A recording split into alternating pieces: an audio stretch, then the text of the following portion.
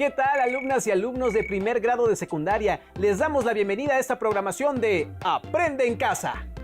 Una propuesta diferente para que desde su casa puedan acercarse a los contenidos de las asignaturas y áreas de secundaria. Hoy les proponemos revisar un tema de interés para todas y a todos. ¿Cómo podemos hablar a través de las artes visuales? Así como el español, las artes son lenguajes que fueron creados por el ser humano hace miles de años, incluso antes que inventáramos las palabras. Desde entonces, las artes han tenido la intención de comunicar nuestras ideas, pensamientos, sentimientos. Es decir, utilizamos el arte para hablar, para comunicarnos y a veces sin utilizar palabras. ¿Pueden creerlo? Parece algo increíble, y es que en esta sociedad las personas estamos acostumbradas a expresarnos por medio del lenguaje oral o escrito, y a veces se nos olvida que hay otras maneras de comunicarnos. ¿Saben qué otros elementos utilizamos en el arte además de las palabras? En las artes visuales, por ejemplo, se usan algunos recursos básicos que nos ayudan a expresar con más precisión nuestras ideas. ¿Recuerdan cuáles son? Observen con atención el siguiente video para encontrar algunas pistas y anoten todo lo que les parezca importante en su libreta. Pues entonces, no esperamos más y vamos a verlo. ¿Sabías que con puntos, líneas y planos puedes crear infinidad de composiciones? Como recordarás, en las artes visuales existen formas figurativas y abstractas. Las primeras son aquellas que representan objetos reconocibles en nuestro entorno, como una pera, un árbol, un carro o un conejo. Mientras que las formas abstractas no representan algo concreto, pero sí pueden expresar emociones, estados de ánimo, movimiento, ritmo, etc. ¿Te das cuenta cuáles son los elementos básicos de cualquier composición visual?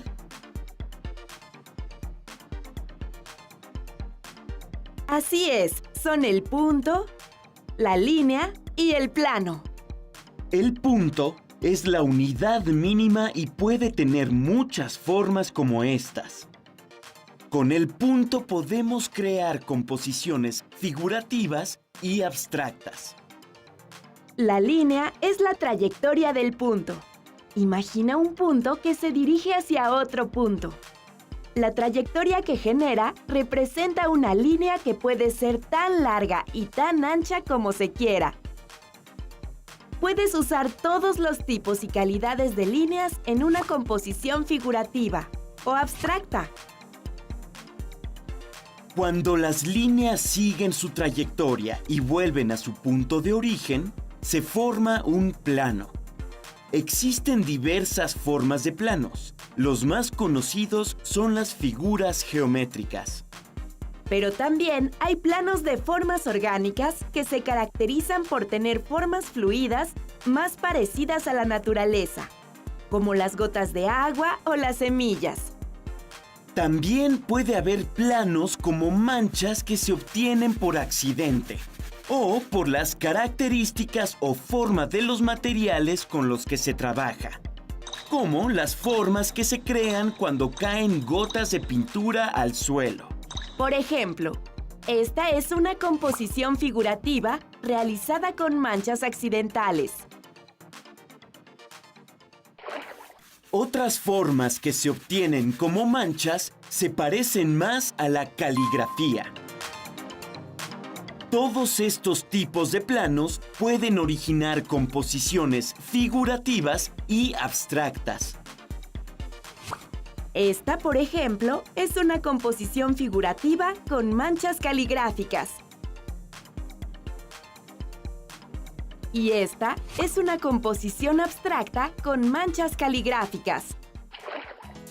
Entonces, si podemos crear composiciones figurativas y abstractas con todos los tipos de planos, ¿cómo se verán si solo usamos figuras geométricas o formas orgánicas?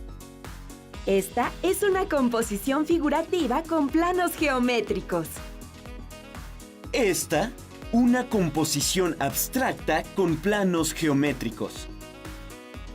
¿Identificas las figuras orgánicas en esta composición? ¿Cuáles son? ¿Qué formas tienen? Mira, esta es una fotografía con formas orgánicas. ¿De qué lugar crees que haya tomado esas formas para crear su composición abstracta? Se pueden hacer combinaciones de líneas, puntos y planos en una misma composición. Señala con tu dedo las líneas, identifica los puntos y describe los planos que encuentres en este dibujo. Vamos a practicar. Hagamos una composición abstracta usando puntos, líneas y planos. Y una vez terminada, muéstrala a tu compañero o compañera de al lado. Pídele que adivine el título que tenías en mente cuando la creaste. Eso estuvo muy interesante, pero a ver. Si mi memoria no me falla, pudimos reconocer el punto, la línea, el vértice, el plano, la bidimensionalidad, la tridimensionalidad. ¿Y se fijaron que no utilizaron papel, colores ni lápices para analizar los elementos básicos de las artes? Oye, tienes razón. Utilizaron otros recursos como la cinta adhesiva y el estambre. Es más, recuerdo que utilizaron el espacio del salón e incluso su cuerpo. Pues, ¿qué creen? Que estos elementos también pueden formar parte de expresiones artísticas visuales. ¿A poco no está increíble que podamos explorar el universo que nos rodea de diferentes maneras? Por supuesto, lo interesante es que estos son solo algunos de los elementos artísticos con los que podemos expresar un sinfín de cosas. Veamos ahora la siguiente cápsula e intenten realizar las actividades desde donde estén. Y no olviden anotar las ideas más importantes en su libreta.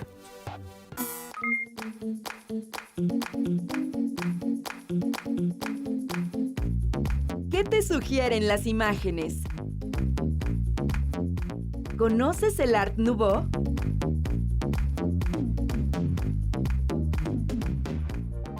El Art Nouveau fue un movimiento que se desarrolló a finales del siglo XIX. Su interés era romper con el arte del pasado.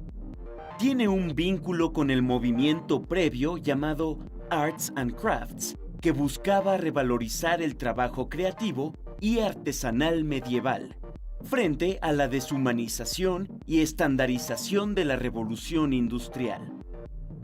Fue una corriente artística internacional.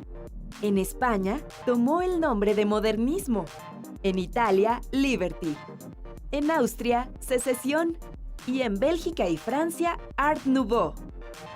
En la Exposición Universal de Londres en 1851, los artistas tuvieron acercamiento con el arte japonés, el cual influiría profundamente en el arte de la segunda mitad del siglo.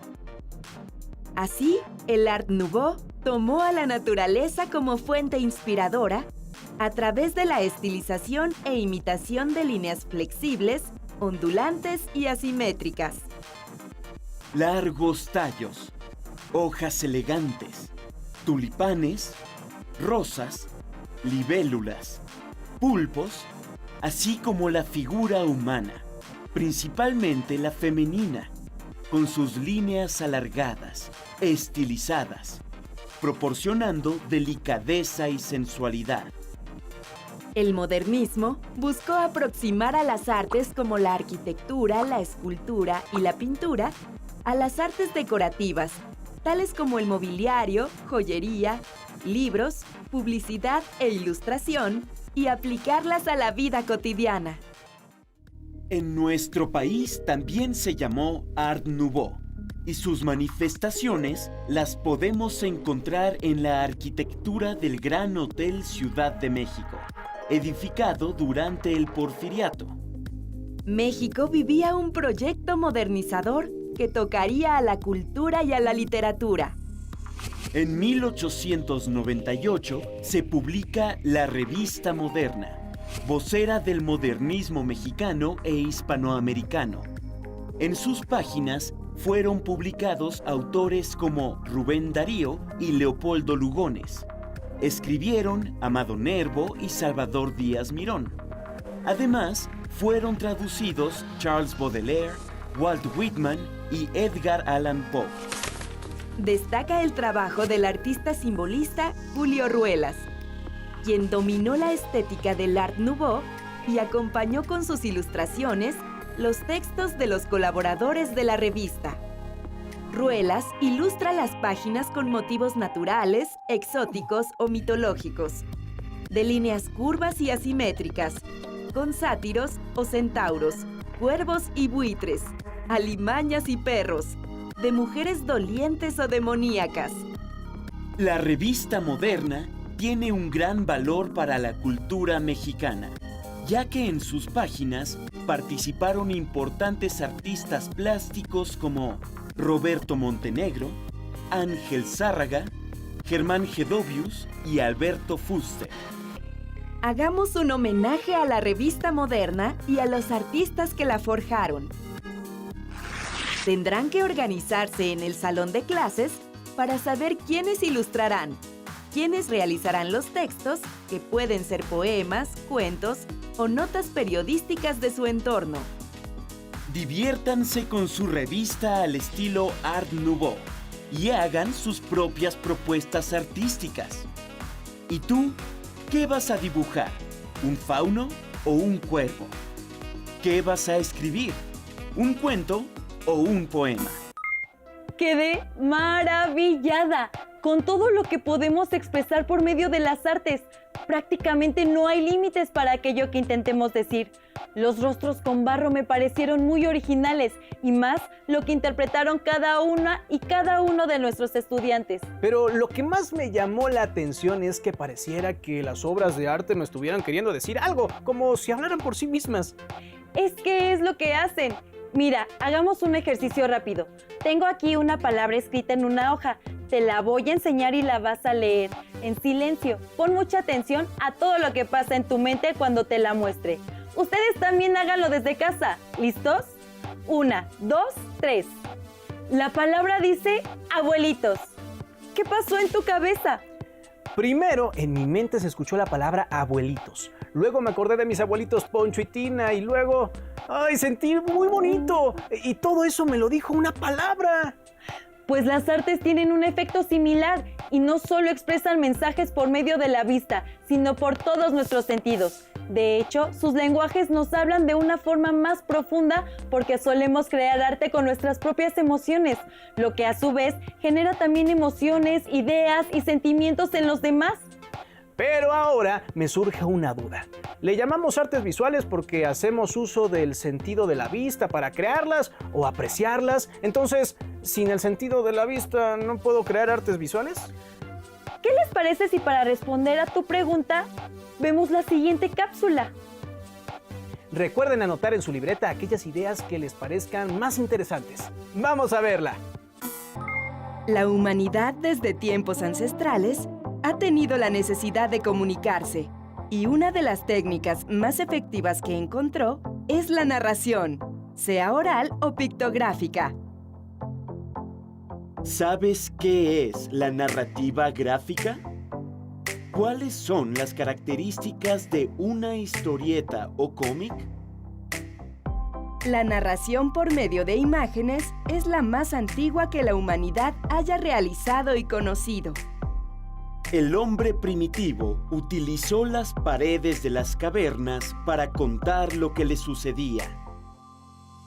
Observa que las representaciones manifiestan movimiento, están en acción. Las narrativas gráficas han sido utilizadas en diferentes momentos de la historia de la humanidad para contar y promover mitos, hechos históricos e ideologías. El Códice Florentino o Historia General de las Cosas de Nueva España fue una obra realizada y supervisada por Fray Bernardino de Sahagún, poco después de la conquista de México.